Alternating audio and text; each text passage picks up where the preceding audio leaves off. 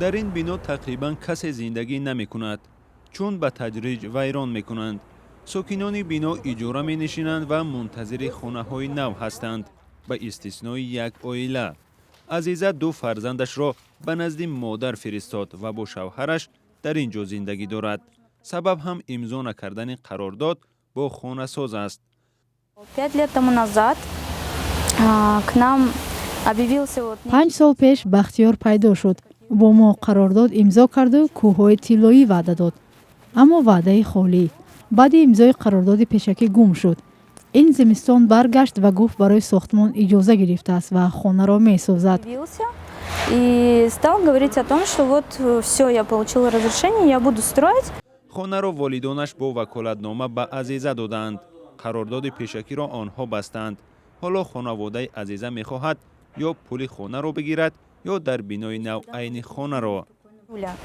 Муж неоднократно к нему подходил. Еще никогда он شوهرم چند دفعه پیش از برداشتن دیوار نزد او رفت. گفت که راه را بند نکنند. من اینجا چیز و چاره زیادی دارم. چگونه میبرم؟ خانه‌ساز گفت هیچ چیز لازم نیست. در کارشو در یک روز خانه را خالی میکنید. به ما حالا 2 یک خانگی در طبقه 5 وعده دادند که قسم زیادش ایوان است. مساحت خانه 16 متر مربع است. به نظر من این عادلانه نیست. некий зал или что, да, по 16 квадратов, но я считаю, это ни в какие ворота не лезет. نماینده شرکت خانه‌ساز بختیار سعیدов به خبرنگاران رادیوی آزادی اجازه ثبت نداد.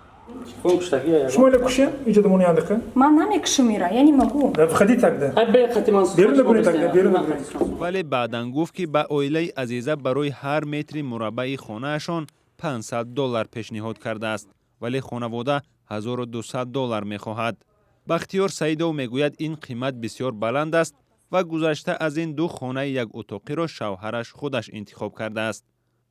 با گفته خانه‌ساز قرارداد بین 2 طرف اعتبار دارد و باید اجرا شود. ولی عزیزه به طلب خودش پافشاری دارد. Куда мне еще сейчас идти, когда меня выживают с квартиры, да, может? مرا از خانه میرانند. کجا روم؟